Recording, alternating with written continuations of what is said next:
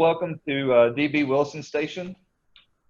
We always want to start out with safety. Safety first. Here at Big Rivers Electric, we are proud to say that we have Governor Safety Awards.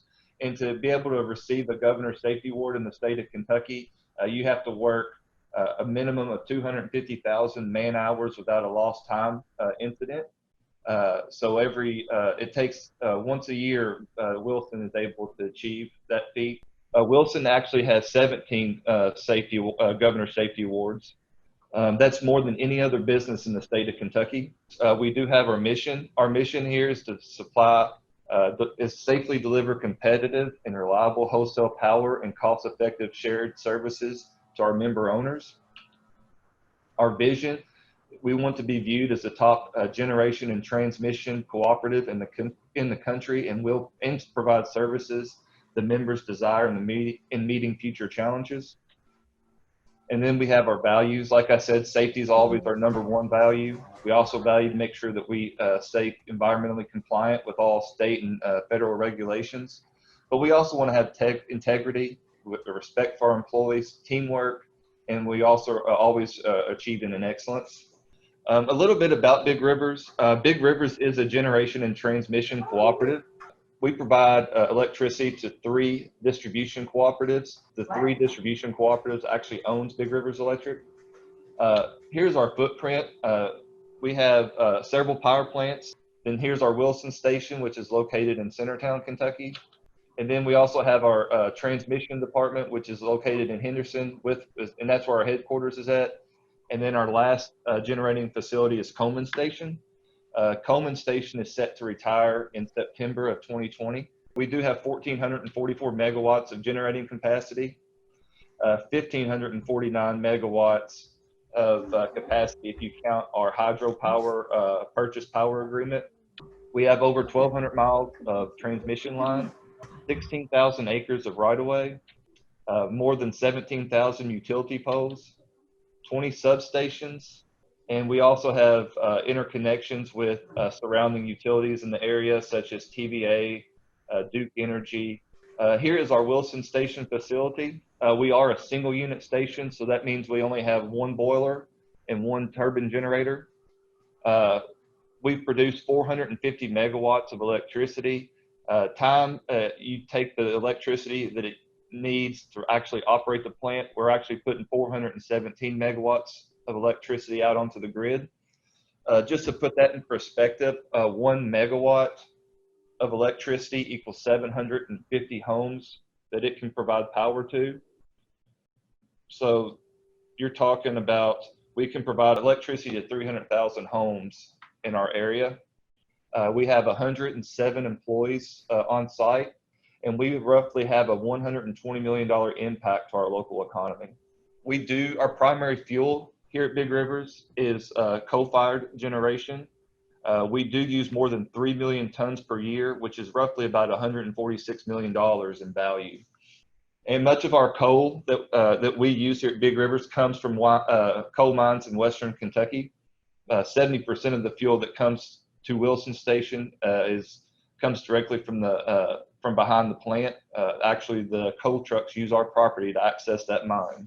So construction here at Wilson Station began in July 1st in 1980.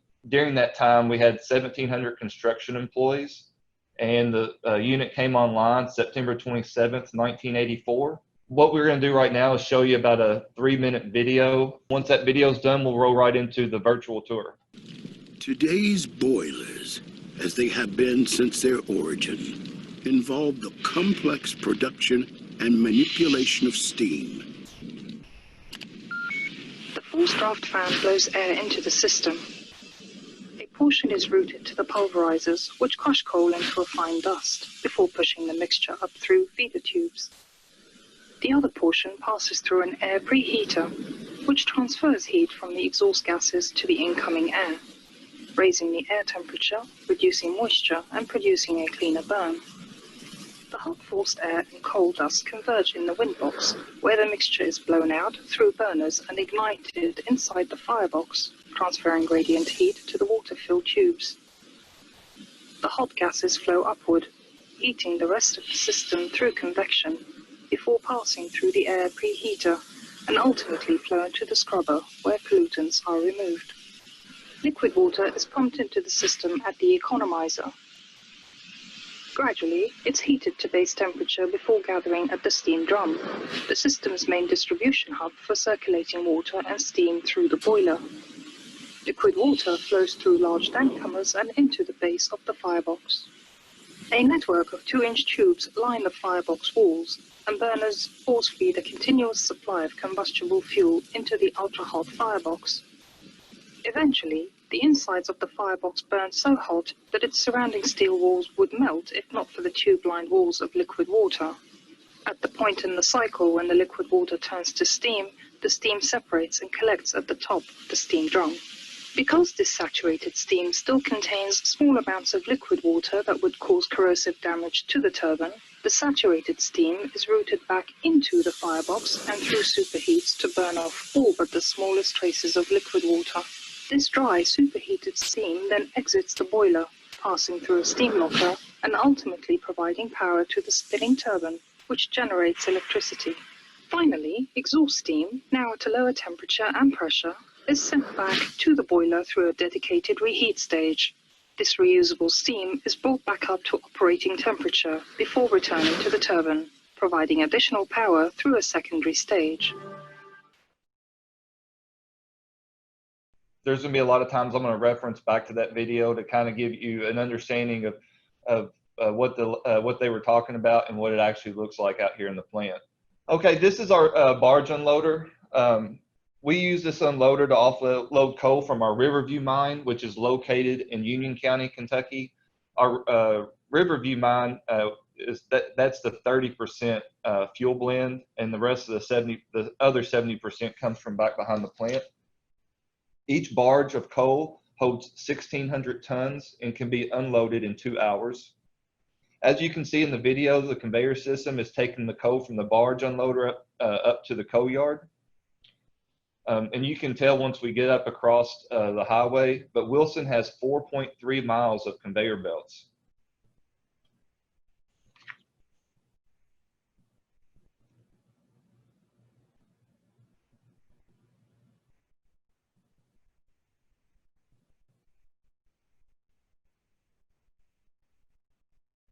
As you can see on the right-hand side of the video, that's the Green River. That's the river that we receive our fuel from. The Green River actually connects into the Ohio River.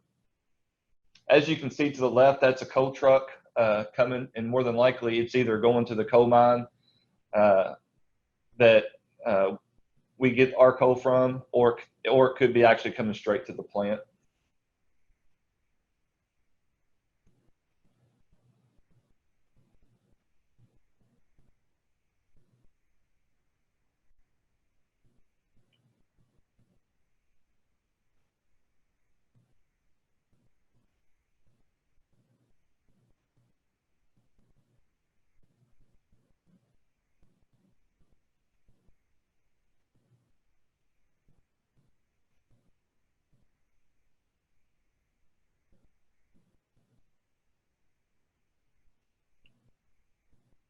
So as we work our way up through the coal conveyors, we're going to head on to our coal yard.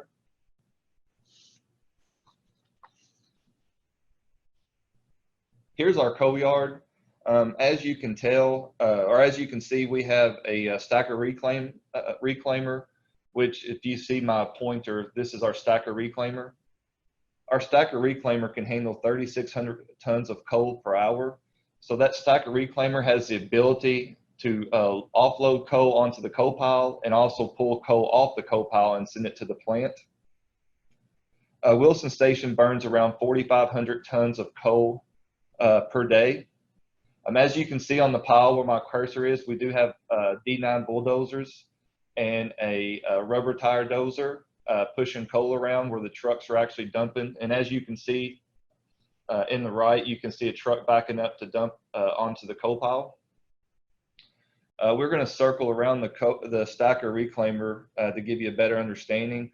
That stacker reclaimer actually can walk up and down this conveyor system so that it can stack it out all the way throughout the whole coal yard. Normally, we like to keep about 30 to 45 days of fuel on the ground. So in case something happens where we can't get fuel, we can still run for 30 to 45 days. Unfortunately, due to COVID and generation being down, we probably have about 80 days of coal on the ground.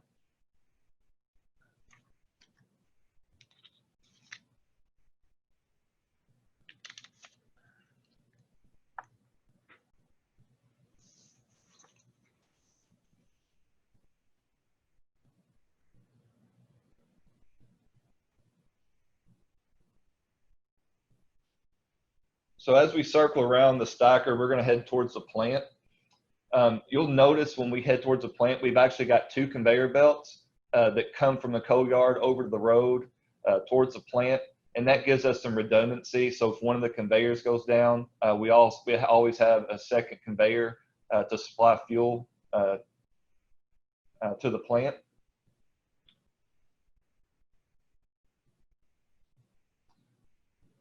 So if you want to follow me as we go over, these are our limestone silos where my little cursor's at. And those limestone silos store lime, and we crush the lime up in this building right here. We have big ball mill crushers that crush the limestone into powder, and then we mix it with water, and it's used for the scrubbing process to remove sulfur dioxide from the flue gas. So here we are, we're traveling over Highway 85, which is where the plant is located here in Centertown, Kentucky. As you can see, to the right of the plant, or to the right of the conveyors, is our scrubber and our stack.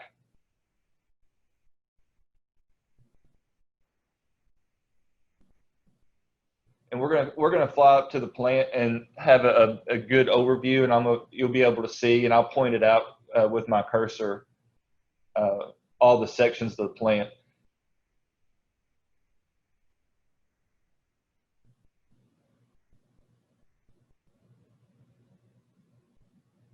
So as you can see here, the conveyor's coming up here to a transfer house, and that's where it enters the plant. And later on in the tour, we'll show you the tripper room, and that's how the fuel gets into the plant. This is our switch yard at the plant. This is where the electricity actually comes out onto the grid. This building here, where my cursor's at, that's our administrative building.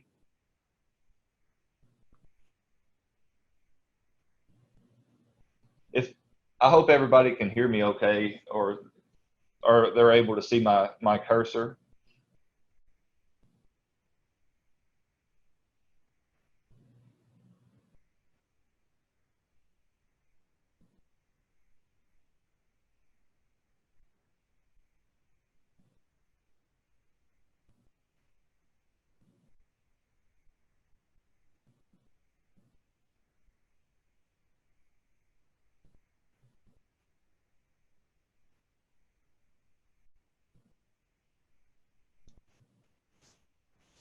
So I'm gonna pause it right here and kind of go over some of the areas of the plant to kind of give you an idea. As we said earlier, we do produce electricity by creating steam, and the steam's created through burning coal here from Western Kentucky. So here in the bottom left-hand corner, if you can see my cursor, this is the turbine building.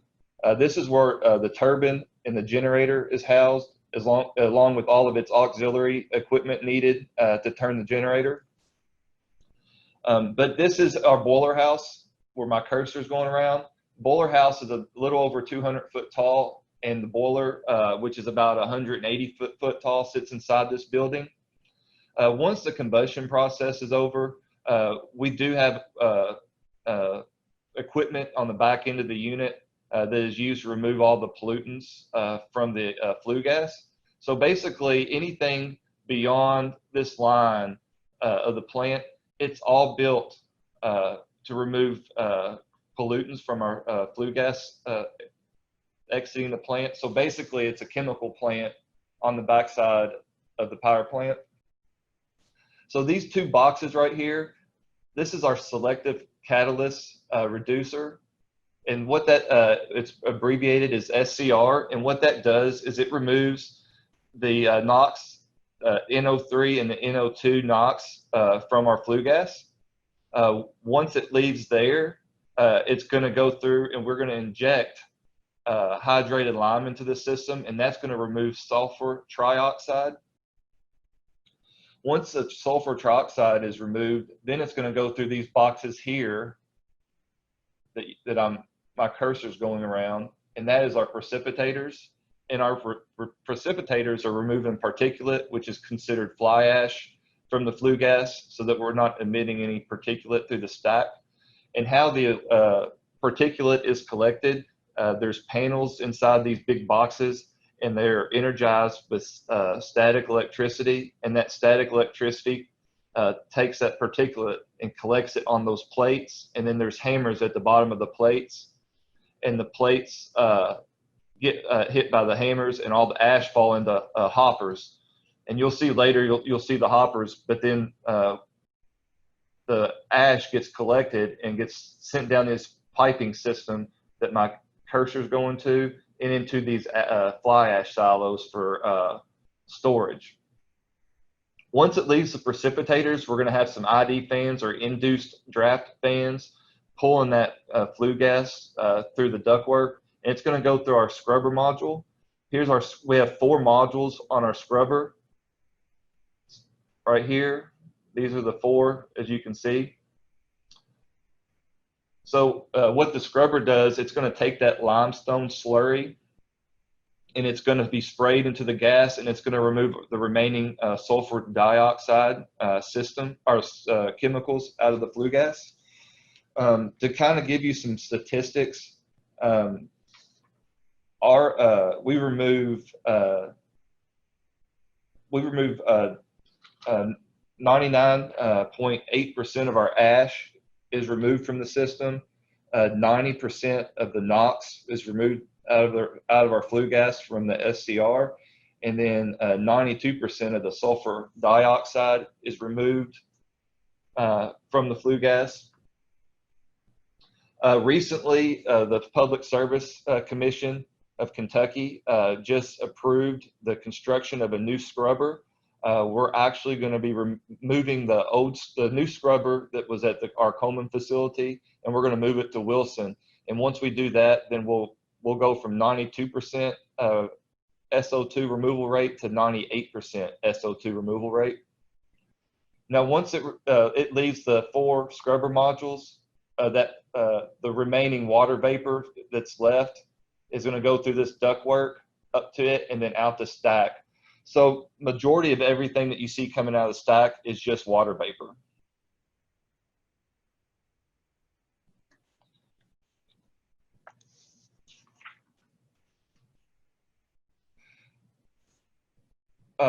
One thing I did forget to mention, currently we have to dispose of our scrubber, of our sludge that we get from the chemical process of removing the SO2 and then our fly ash. So what we normally do, and I don't know if we are able to see it or not, but normally the ash and the sludge gets mixed together, and then we haul it over here to our landfill. You can see this area where we're stacking it up here.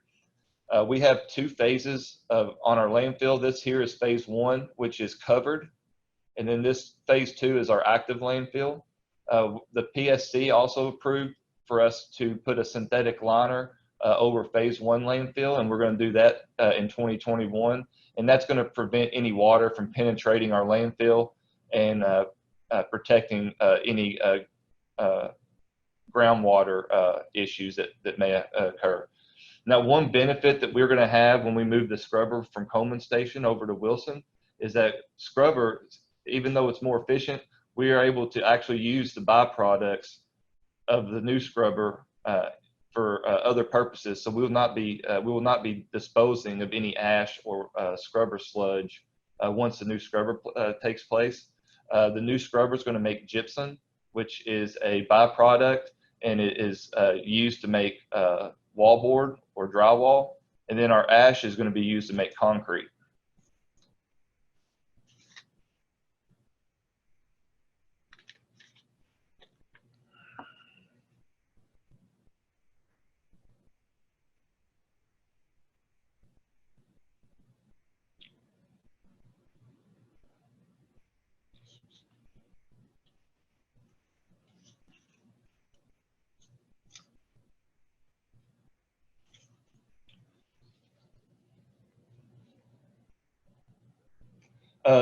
Our stack is actually 600 foot tall.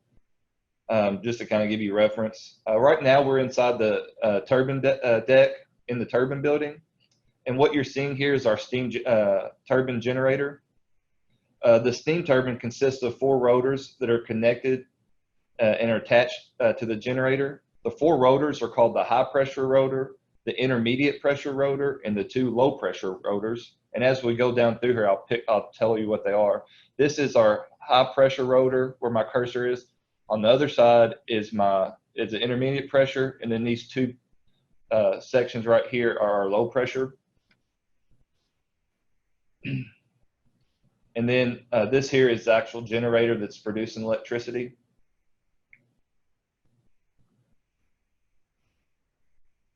So to kind of give you an understanding how the steam turbine generator works, the steam is generated and sent from the boiler to the high pressure rotor, which turns the generator.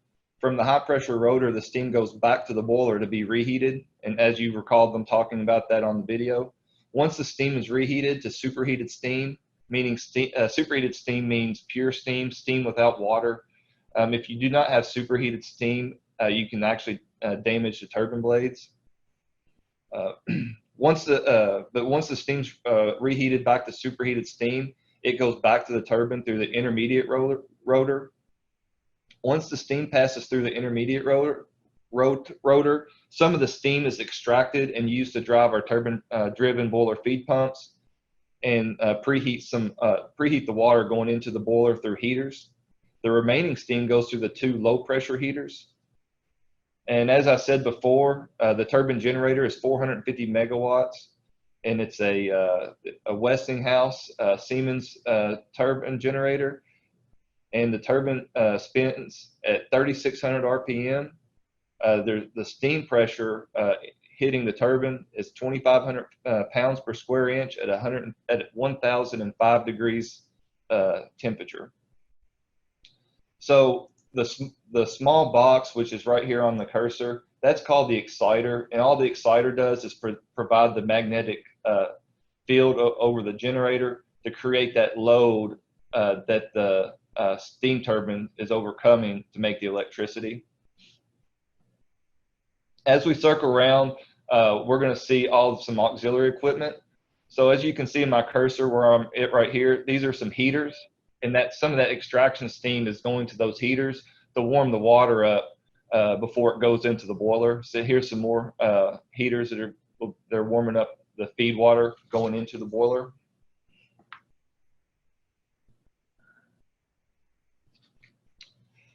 So we're going to leave the turbine building, and if you see my cursor, we're going to walk through this door right here, and we're going to head to the boiler building.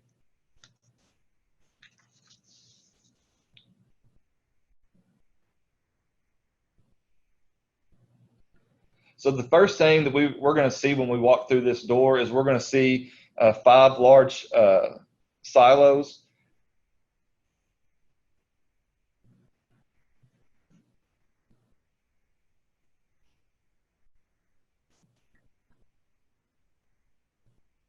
So here's our silos.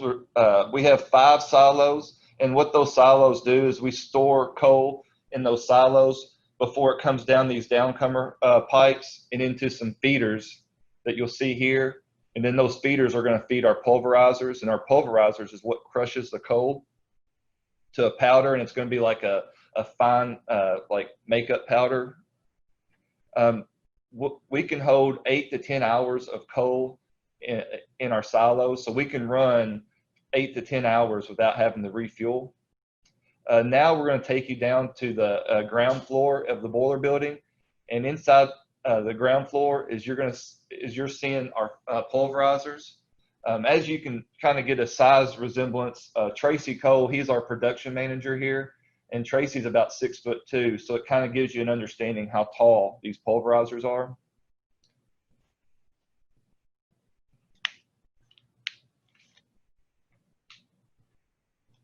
So we'll show you a little bit later in the video, but air is going to blow into these pulverizers, and it's going to blow that coal dust up into the boiler for the combustion process.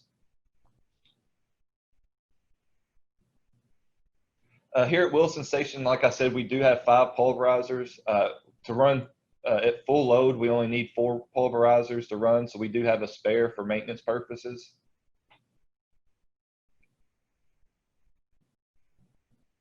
And we usually run about 1 million tons of coal per mill or pulverizer before we do an overhaul. As you can see here, this is our forced draft fan. Wilson Station has 2 axial forced draft fans. And what the forced draft fan does is it takes air and blows air into the wind box, which is connected to the boiler, and it provides the oxygen needed for the combustion process inside the boiler. And as you can see, here's Tracy again to kind of give you an understanding how big the forced draft fans are. Now we're going to go outside, and earlier I had talked about the ID fans. This is our ID fan, our induced draft fan. So our ID fans actually pull the flue gas from the boiler to send it out to the scrubber. So the ductwork is under vacuum. We call our boiler a balanced draft boiler.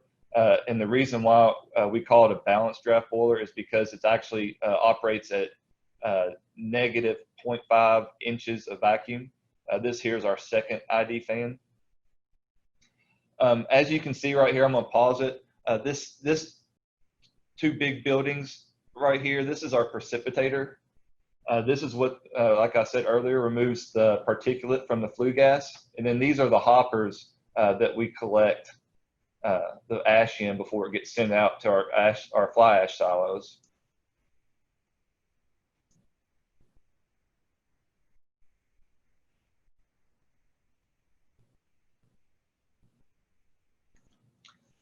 All right, so we're gonna head back into the building, and it's kind of hard to see because there's not a lot of room, but we're actually on top of the pulverizers, and you can see the piping on top of it. That's where the coal dust is actually coming out of the pulverizer and getting blown into these coal pipes that you can see. I know it's kind of hard to see with the lighting, but this coal piping is going up to the boiler and going into a burner that's actually doing the combustion process. So right here, this is our air heaters. As you saw in the video, you need the air heaters to heat the air that's going into the boiler and taking some of the heat out of the flue gas. So to kind of give you an idea of the air heaters is just a big wheel, and inside that wheel is hundreds of baskets. And when the gas flow and the airflow come through there, it heats those baskets up, and it transfers that heat from the flue gas to the air. So to kind of give you an idea, the flue gas that's entering the air heater from the combustion process is 700 degrees, and the air coming in to the air heater from the primary air and the forced draft air fans is ambient air.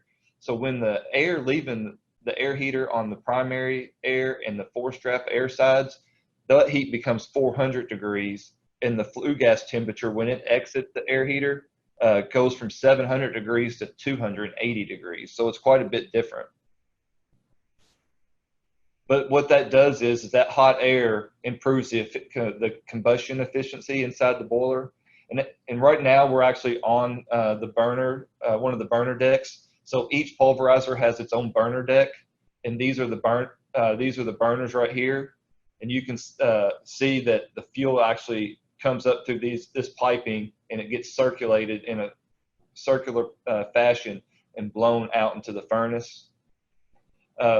So to kind of give everyone an understanding, coal is very hard to combust from this at the very beginning. So we actually use fuel oil, which is diesel fuel, as our secondary fuel source to get the fire hot enough to actually combust the coal.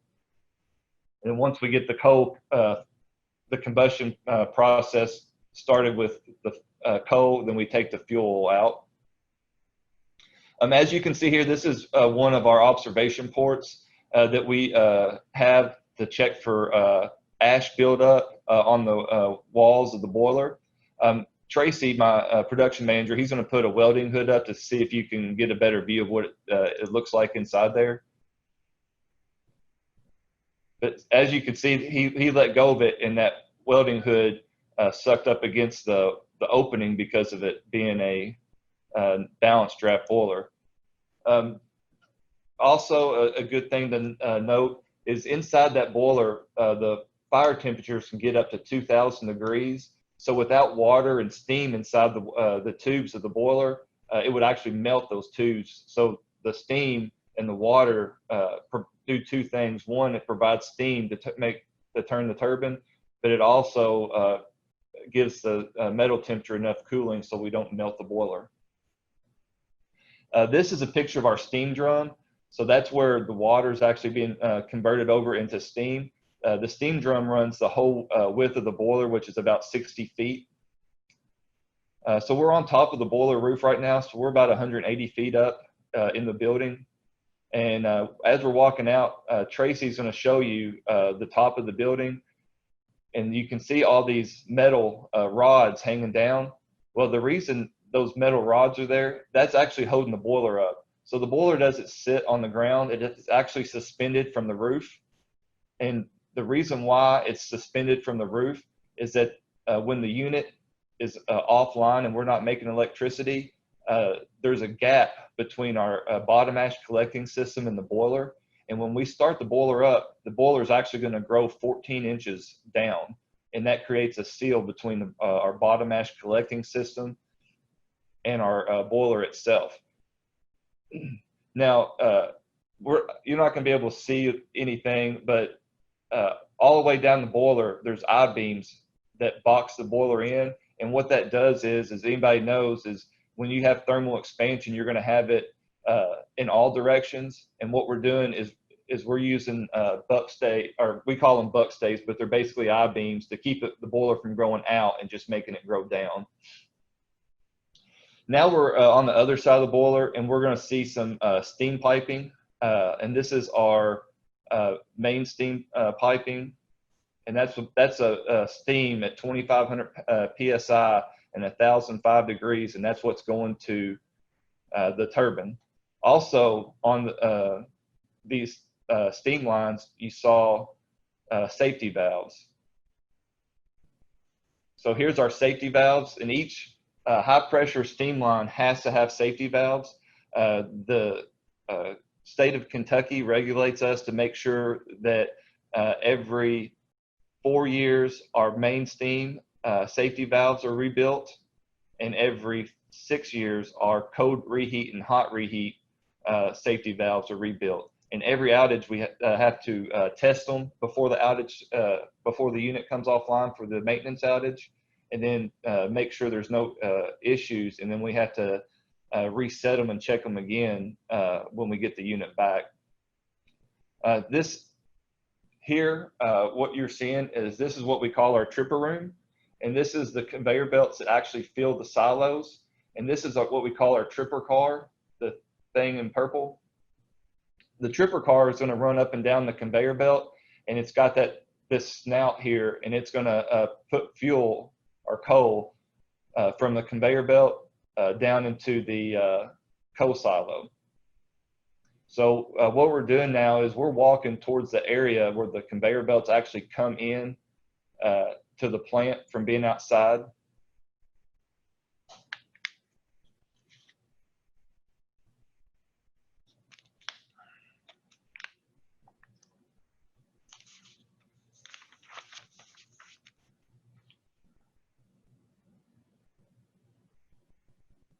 So once we come up here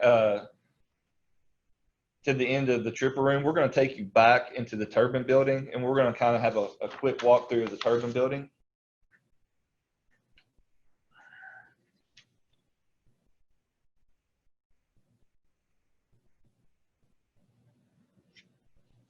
So we're going to start this time in our turbine building. We're going to be on the ground floor, and we're going to walk from the boiler building into the turbine building.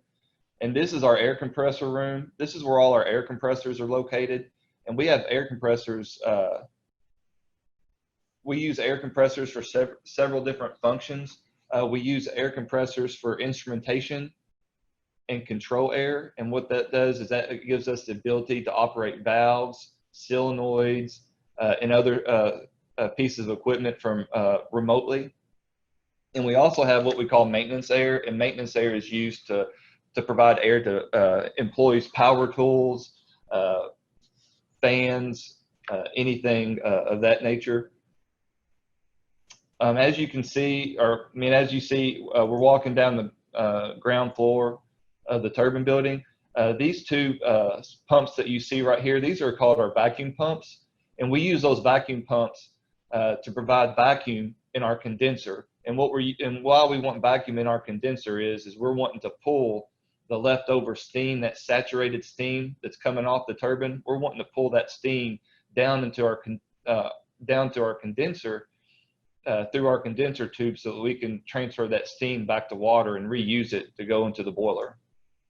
We're going to walk past our vacuum pumps. And then what you see here is what we call the motor-driven boiler feed pump.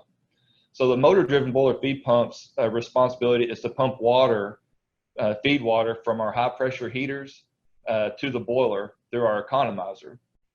Now, here at Wilson Station, you're going to see here in our video, we do have 2 turbine-driven boiler feed pumps, which makes our plant more efficient. We do need both turbine-driven boiler feed pumps to run full load. The problem with Wilson, since it's a single unit station, it cannot use steam from another unit. So when we're offline, we need a motor-driven boiler feed pump to start the unit. And once the unit gets started and we can start extracting steam, then we'll we'll put our turbine-driven boiler feed pumps in service. So this motor-driven boiler feed pump is one of the most critical parts of the plant, because without it, Wilson could not operate. We're going to spin around here, and I was talking earlier about the condensers. So this here is our condenser, and it sits directly underneath the turbine. And the turbines, like I said earlier, we're going to pull vacuum to pull the steam down, and you can see these big blue pipes. So the condenser tubes are in this area, and as the steam, if you see my cursor, as steam comes down through those condenser tubes, it's going to cool that steam down in the water, and it's going to come down here behind this big blue pipe into what we call the hot well. And the hot well is going to have condensate pumps. It's going to pull the water from the hot well and pump the water into our heaters to be preheated before it goes back, while it goes back into the system. Now, obviously, for you to cool the water down, you need a cool source inside those condenser tubes, and that's where these big blue pipes come from. These blue pipes actually take water to and from our cooling tower outside the plant, and then we use ambient air to cool that hot water down before it goes back into the condenser to cool the steam down again.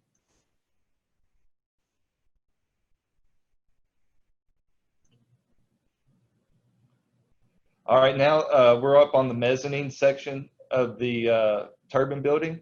And the first thing that you're going to see right here is our turbine oil coolers. If you can see my cursor, they're the yellow pipe. That provides oil to the turbine bearings so that we don't wipe out the turbine bearings. We do require to have coolers because we want to keep the turbine oil about 105 degrees so it operates efficiently and we don't damage the turbine. Remember earlier when we were in the boiler house and we saw the piping coming out of the boiler? If you see my cursor, this is the piping actually going to the turbine now. And as we spin around, you can see the main steam and the cold or the hot reheat piping coming into the turbine building from over here. So we're going to walk up underneath the main steam and the reheat piping. And this here in yellow, this is our oil reservoir for one of our turbine-driven boiler feed pumps. Again, here's one of our heaters that's used during the heat the water up before it goes into the boiler.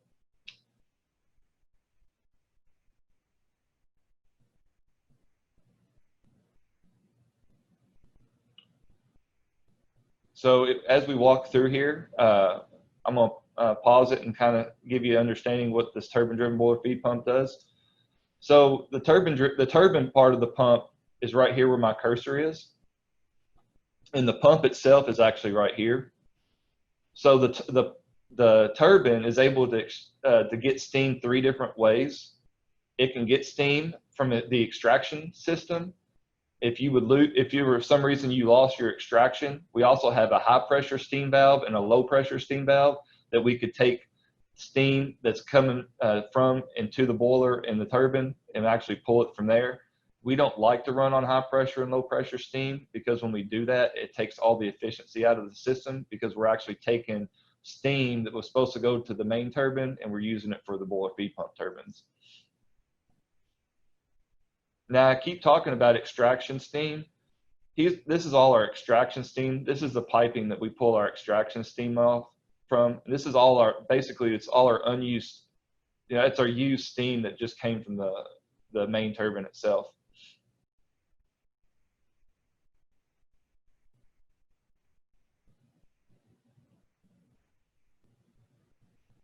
All right, this here is our second turbine-driven boiler feed pump. Here's our pump. And over here is our turbine. Like I said, we can only generate full load if we have both turbine-driven boiler feed pumps. There are instances where one of the turbine-driven boiler feed pumps go down, and we'll have to put the motor-driven boiler feed pump on. But we can only get about 2/3 of the megawatts with one motor-driven and one turbine-driven boiler feed pump in service.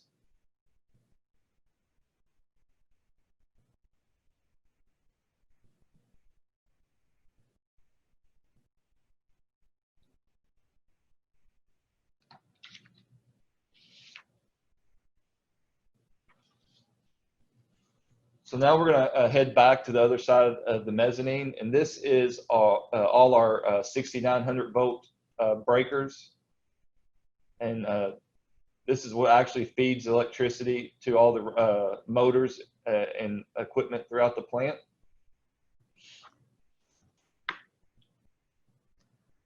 This is the front side of all the breakers. And one thing that's different in a power plant is red lights mean the equipment's in service and green light means it's out of service.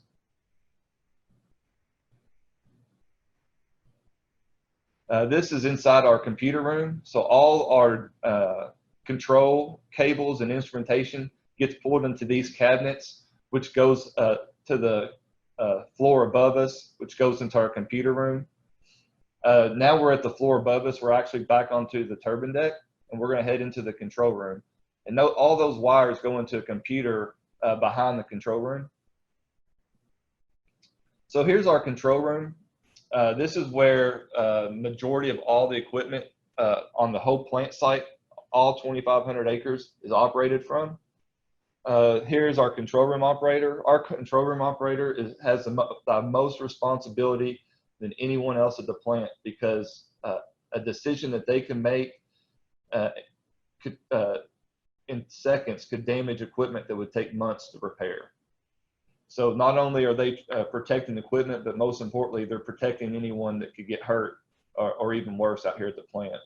So what you're seeing is, if you see my cursor up here, you can see the computer screen. This is mainly our main overview. So it's going to have your megawatts, what your steam temperatures are, what your rotor speed, your turbine speed is, what your pressures are, and then here's usually some trends that you got to make sure that there's no issues. And trends are a lot better than just actually seeing numbers, because the trends kind of see where you've been and where you're going.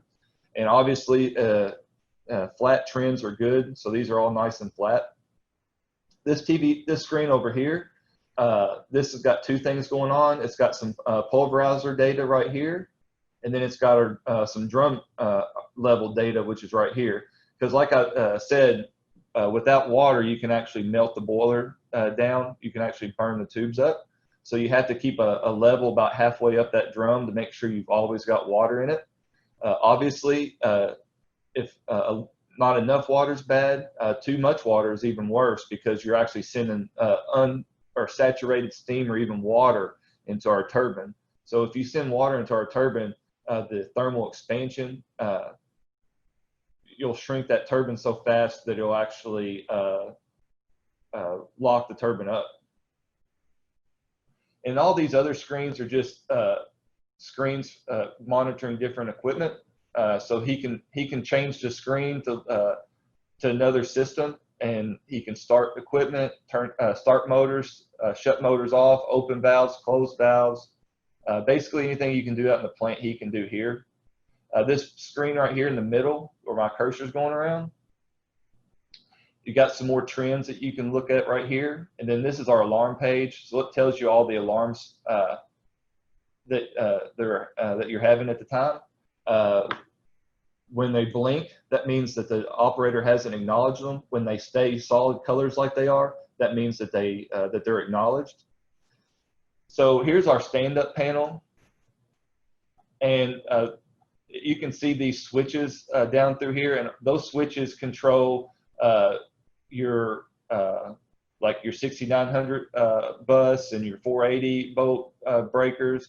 These control all your breakers that we just saw. You can also see a tag right here. This is our lockout tagout system, and that's used to protect employees when they're working on equipment, so that someone doesn't inadvertently start a piece of equipment while you're working on it. You can see them better now, but these are the switches, and you can turn the breakers on and off. As we walk around, you'll see some breakers over here. And this is what we're going to use to actually start the unit. So we'll flip one of these breakers right here, and it actually puts the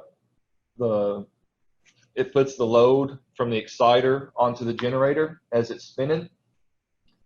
And then this is our sync dial, and that sync dial is going to go around like a clock. And when it gets up to the 12 o'clock position, you've got to pull set this switch down here, and it actually locks the generator online to the grid. So if you don't lock it in and out on the grid when it's at 12 o'clock, you could cause the grid to pull the turbine one way or the other. That's how powerful our grid market is.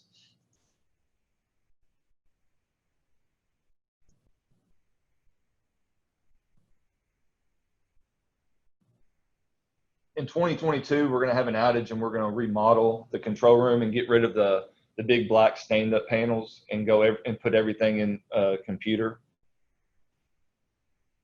Now the colors on the alarms, the colors mean certain things. So red is obvious priority 1, yellow priority 2, and then green's priority 3.